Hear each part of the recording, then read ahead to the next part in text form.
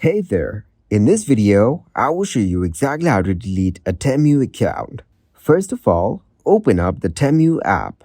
After getting into the app, click on the U button from the bottom bar.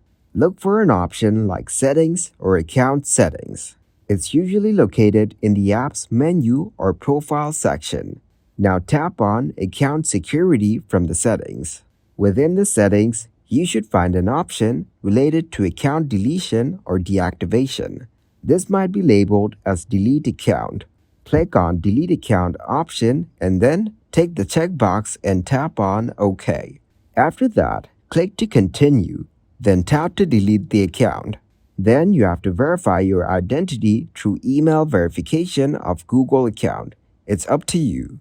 Remember that deleting your account may result in the loss of any data associated with it. So, make sure to back up any important information before proceeding.